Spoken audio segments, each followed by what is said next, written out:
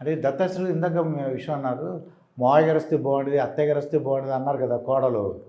ఇప్పుడు కోడలు నిజంగా మీరు ఇంకో అన్నారన్నమాట, నేను మీ అమ్మగారితో ఉండను, మీ నాన్నగారితో ఉండను అని. ఎందువల్ల అంటారు? ఏంటంటే ప్రాబ్లమ్స్? అప్పుడు జనరేషన్ వాళ్ళు అత్తయ్య గారు మావయ్య గారు వస్తే బాగుండదని అన్నారు.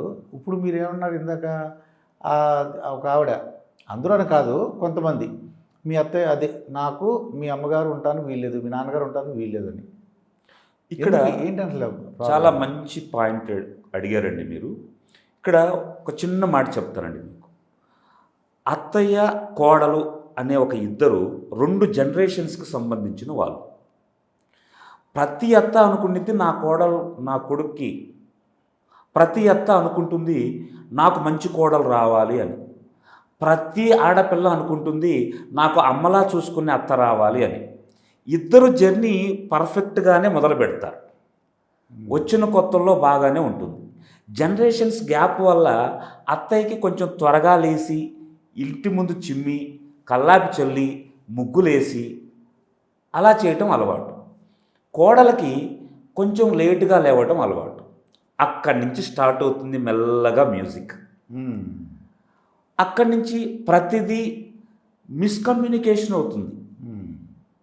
దాని తర్వాత కొడుకు దగ్గర నిన్న మొన్నటిదాకా రోజుకి 100 సార్లు 1000 సార్లు అమ్మ నాకు అది ఇవ్వు, అమ్మ నాకు ఇది ఇవ్వు, అమ్మ నాకు అది కావాలన్నవాడు ఆ మాటే మర్చిపోతాడు. ఏది కావాలన్న అతను భార్యనే అడుగుతాడు. దానివల్ల అత్తయ్య ఇన్సెక్యూరిటీ ఫీల్ అవుతుంది. ఇక్కడ ఇద్దరు ఒకరి ప్రేమ కోసమే తాపత్రయపడుతున్నాడు. నా కొడుకు నా దగ్గరే ఉండాలని తల్లి, నా మొగుడు నాకే సొంతం అని కోడలు. ఇద్దరు ఒకరి ప్రేమ గురించి వాడికి నరక యాతన చూపిస్తున్నారు. అతనికి ఎవరికి సపోర్ట్ చేయాలో తెలియదు. భార్యకి సపోర్ట్ చేద్దామా లేకపోతే అమ్మకి సపోర్ట్ చేద్దామా అని. ఇలా అత్త కోడలు ఒక ఇంట్లో ఉండడానికి ఇష్టపడట్లేదు. నేనేం చెప్తున్నానంటే మగాళ్ళందరికీ, పెళ్లి చేసుకున్న వాళ్ళందరికీ, మీరు తల్లిని భార్యని బ్యాలెన్సింగ్ చేయడం వచ్చిన తర్వాతే పెళ్లి చేసుకోండి. నేను మీ అమ్మని వదిలేయమని చెప్పట్లేదు, నీ భార్యకి ఇంపార్టెన్స్ ఇవ్వమని చెప్పట్లేదు. వాళ్ళిద్దరిని బ్యాలెన్సింగ్ చేసే పద్ధతి నీకు తెలిసి ఉండాలి. అప్పుడే కరెక్ట్గా ఉండగలుగుతాం. ఇద్దరు రానులే, ఒక 2 రాజ్యాలు సృష్టించండి. అప్పుడు 2 రాజ్యాలే మీవవుతాయి, సంతోషమైన లైఫ్ మీదవుతుంది. కానీ అప్పుడు అది ఎందుకు రావట్లేదు అంటే, అప్పుడు మీరు చెప్పినట్టు ఈ అత్త కోడలు నిజంగా సఖ్యతగా ఉంటే అసలు ఆ అబ్బాయికి ప్రాబ్లమే ఉండదు. అవునండి, ఎవరో కూడా కాంప్రమైజ్ అవ్వాలి. అవును. ఇదివరకు కోడలు పూర్వం అయితే, మా జనరేషన్లో అయితే కోడలు కాంప్రమైజ్ ఇది, అమ్మో అత్తగారే అని అంటారు, అత్తగారే అంటారని. ఇప్పుడు నేను వింటున్నాను పాపం వాళ్ళు పెద్దవాళ్ళు వెంటనే ఏమన్నారంటే, మా కోడలు మా అబ్బాయిని జాగ్రత్త చూపించాలండి, నన్ను చూడపోయినా పర్లేదని చెప్పి నేను విన్నాను ఒకళ్ళిద్దరి దగ్గర. ఇది నిజంగా మనము దుఃఖించాల్సిన విషయమేనండి. ఎందుకు అంటే చిన్నప్పటి నుంచి కన్నీ పెంచి పెద్ద చేసిన తల్లిదండ్రులు వాళ్ళకి అవసరమైన స్థితిలో ఉన్నప్పుడు, అవసాన స్థితిలో ఉన్నప్పుడు, వృద్ధాప్యంలో వాళ్ళకి కావాల్సింది ఏంటండి?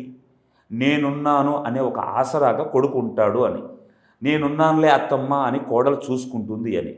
కానీ ఇక్కడ చిన్న చిన్న ఇగోస్ వల్ల వాళ్ళిద్దరి మధ్య కరెక్ట్ అవగాహన లేకపోవడం వల్ల వాళ్ళు విడిపోయే స్థితికి వచ్చేస్తుంది.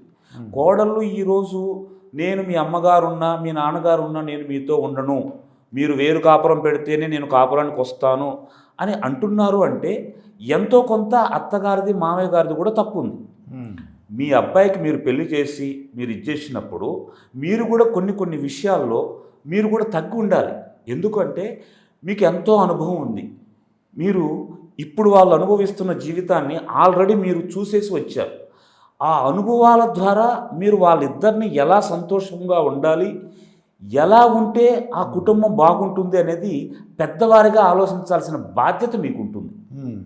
అలా లేకుండా నా మాటే నగ్గాలి, నేనే టోటల్గా యజమానిని అంటే ఈ రోజుల్లో నడవదు. కుదరదు. మొన్న గురారెడ్డి గారితో ఇంటర్వ్యూ జరిగింది అనమాట. ఆయన కొద్దిగా అంటే ఆయన కొడుకున్నారు, కోడలున్నారు, అల్లుడున్నారు, కూతురున్నారు.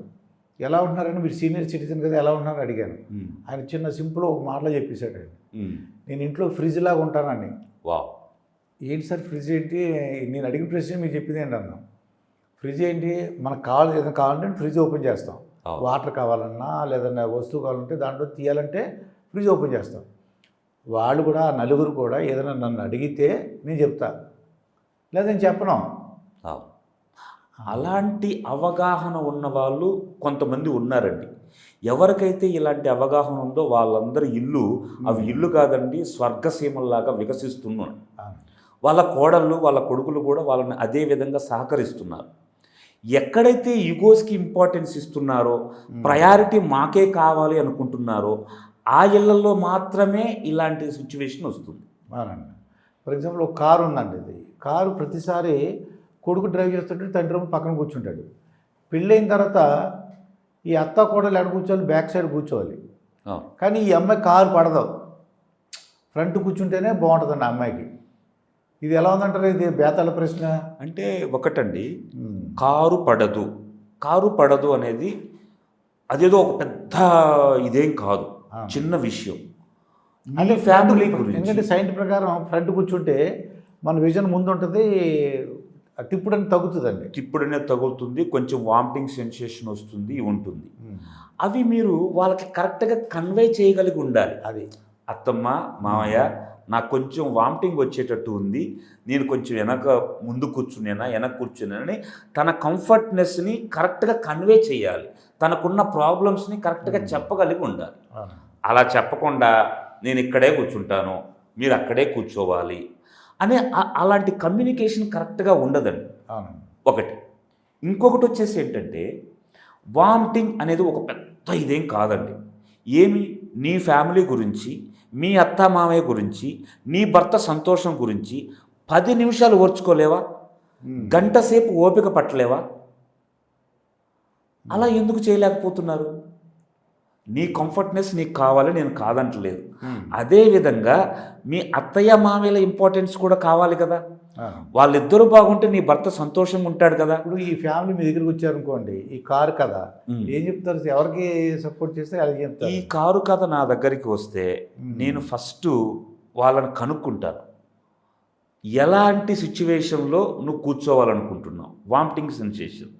నాకు ఏమండి కారు ముందు సీట్లో కూర్చుంటే నాకు పడదండి, లేకపోతే వెనక సీట్లో కూర్చుంటే నాకు పడదండి అంటే అది కరెక్ట్గా కన్వే చేయమని చెప్తాను. అది యుగోలకు వెళ్ళొద్దని చెప్తాను.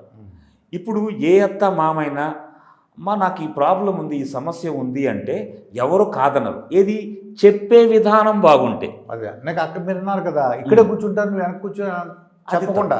అది తప్పు. ఇప్పుడు మీ ఇంట్లో ఉన్న కంఫర్ట్నెస్ అంతా ఇక్కడ ఉండాలి అంటే ఉంటాయి. ఎప్పుడు ఉంటాయి? ఇప్పుడు త్వరగా రెడీమేడ్గా రావు. అది మీరు సృష్టించుకోవాలి. మీ అత్తగారిల్లు కూడా నీకు మీ పుట్టింటి లాంటి కంఫర్ట్ రావాలి అంటే కొంతకాలం మీరు సహనంతో ఉండాలి. మీ అత్తయ్యని మీ మామయ్యని బాగా చూసుకోవాలి. ఆఫ్ కోర్స్ వాళ్ళు మిమ్మల్ని కొన్ని విషయాల్లో కొన్ని మాటలు అనొచ్చు, కొన్నిసార్లు మీరు చేసిన పనుల్ని వంకలు పెట్టవచ్చు. ఏమి మీ నాన్నగారు మీ అమ్మగారు మీరు చేసిన పనులన్నిటికీ ఓకే చెప్పేశారా? చెప్పలేదు కదా. కొన్ని మాటలకైతే చెప్పుంటారుగా, అది అలా కాదమ్మా అని. మీ అమ్మగారు ఎప్పుడో తిట్టుంటారు కదా. అలా ఎందుకు అనుకో. ఇలా సహనంగా ఉంటే కొంతకాలానికి రాజ్యమంతా నీదే అయిపోతుంది కదా. అది అలా భావించి ఆ విధంగా అవగాహన ఉన్న వాళ్ళు చాలా తక్కువ మంది ఉన్నారు. ఇంకో చిన్న కారు కథ, చిన్న ఫంక్షన్ కథ ఒకటి చెప్తానండి. ఏంటంటే, ఈ అత్తగారు కొడుకును కోడలు ఫంక్షన్కి వెళ్తుంటే నీతో మాట్లాడాలమ్మా మీ ఇద్దరితో అని చెప్పి ఒకసేపు కూర్చోబెట్టింది. కానీ అంతకుముందే ఫంక్షన్కి వెళ్తున్నామని అత్తగారికి చెప్పింది. ఓకే, ఫంక్షన్కి వెళ్తున్నాం అత్తయ్య గారు అని. అయితే వెళ్ళే ముందు ఒక 5 నిమిషాలు మీతో మాట్లాడాలి, ఉండని చెప్పింది. అని ఏదో ఫ్యామిలీ విషయాలు మాట్లాడారు ఒక 10 నిమిషాలు. సరే, ఈ మాట్లాడేసింది అత్తగారు మాట్లాడారు. కొడుకును ఈ కోడళ్ళు కారులో బయలుదేరినప్పుడు కోడలు ఏడ్చేసిందని.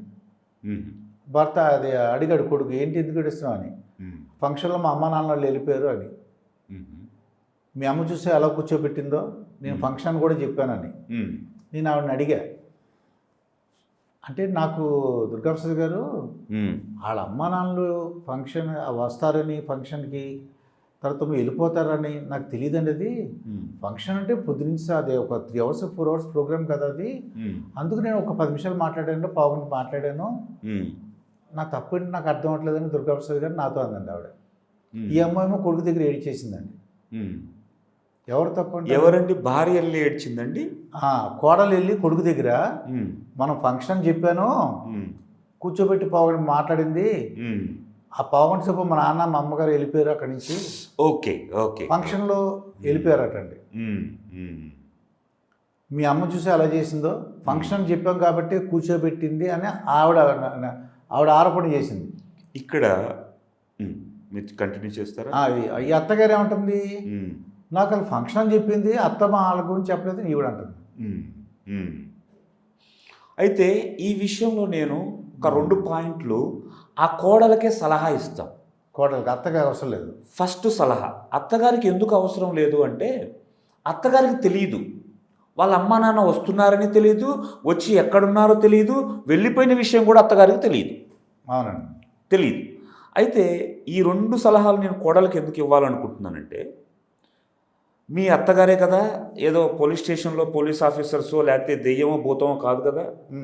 అత్తయ్య గారు, మన ఇద్దరం తర్వాత మాట్లాడుకుందాం, మా అమ్మా నాన్న వస్తున్నారు, వాళ్ళు వచ్చిన దాకా నేను వాళ్ళతో మాట్లాడతాను, తర్వాత మీ దగ్గరే ఉంటాను నేను, ఎందుకంటే వాళ్ళు భోజనాలు అవి చేసేసి వెంటనే వెళ్ళిపోతారంట, అమ్మగారితో మాట్లాడిన తర్వాత మీ దగ్గరకు వస్తాను అని చెప్పాలి. ఫస్ట్ సలహా. రెండవ సలహా, ప్రతి చిన్న విషయానికి మీ భర్తని డిస్టర్బ్ చేయాల్సిన అవసరం లేదు. మీరు చదువుకున్నారు, సంస్కారవంతులు, ఇంత తెలివి ఉంది, ప్రతి చిన్న విషయాన్ని తీసుకెళ్ళి ఏమండి మీ అమ్మ అదంది, ఏమండి మీ అమ్మగారు ఆ మాట అన్నారు అని ప్రతి విషయాన్ని, ఆల్రెడీ అతను జాబులో ఉన్న కమిట్మెంట్స్ వల్ల, బిజినెస్లో ఉన్న కష్టాల వల్ల అతను చాలా డిస్టర్బ్డ్గా ఉండుంటారు. అతనికి మీరు ఇంకా విశ్రాంతిని కలగజేయాలి, ఇంకా పీస్ఫుల్నెస్ని కలుగజేయాలి, కానీ ఇంకా అతన్ని డిస్టర్బ్ చేయకూడదు.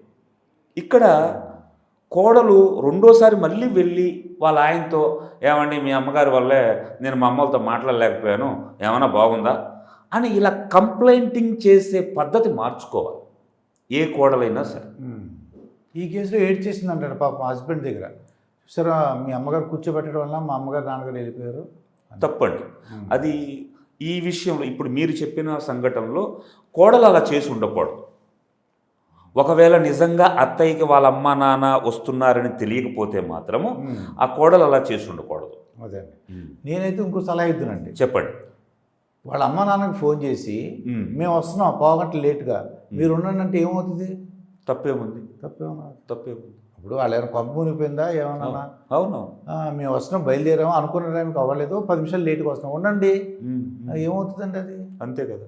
నాకు ఇంకో ఆలోచన వచ్చిందనమాట. వాస్తవం అండి. ఇప్పుడు మానవ సంబంధాలన్నీ కూడా మీరు కమ్యూనికేట్ చేసే దాంట్లో ఉంటుందండి. ఏదైనా కమ్యూనికేషన్ గ్యాప్ వల్లే ఇవన్నీ కూడా. మీరు చెప్పే విధానం బాగుండి, చెప్పే తీరు బాగుండి, మీ ప్రవర్తన బాగుంటే ఎదుటి వాళ్ళకి ఇష్టం లేకపోయినా మీ గురించి ఒప్పుకుంటారు. అదే మీరు చెప్పే విధానం బాగలేదు, అన్నీ మీ బుర్రలో పెట్టుకుంటారు, బయటకు ఒక్కటి చెప్పరు, ఎదుటి వాళ్ళు అవి ఎలా అర్థం చేసుకోగలుగుతారు, ఏ విధంగా మీతో సంభాషించగలుగుతారు? మీరు బయటికి చెప్తేనే కదా మీరు ఏమనుకుంటున్నారో నాకు తెలుస్తుంది. మీరు బయటికి ఏం చెప్పకుండా అన్నీ మీకు నచ్చినట్టే జరగాలంటే ఎలా కుదురుతుంది?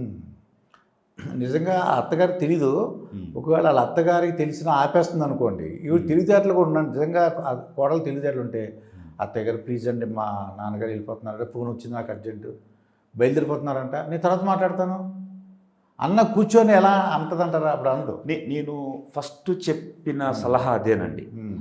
కోడలు నిజంగా తెలివితేటలు అనే కంటే కూడా అండి, బంధానికి విలువ ఇస్తే, అరే ఇక్కడ నా అత్తయ్య ఇంపార్టెంటే, అక్కడ మా అమ్మ నాన్న ఇంపార్టెంటే అని గనక కోడలు అనుకొని ఉంటే, అత్తయ్య గారితో మంచిగా, అత్తయ్య గారు మా అమ్మ నాన్న వస్తున్నారు, నేను వాళ్ళతో మాట్లాడతాను, తర్వాత మళ్ళీ మనం ఈ డిస్కషన్ తర్వాత చేసుకుందాం అని సావధానంగా చెప్పాలి. మంచిగా చెప్పాలి. అంతేగాని నీకు ఇప్పుడే కుదిరిందా, మా అమ్మ నాన్న వస్తుంటే నేను తర్వాత మాట్లాడతాను నీతో, నేను వాళ్ళతో మాట్లాడుకుంటా అంటే హట్ అయిపోతాడు.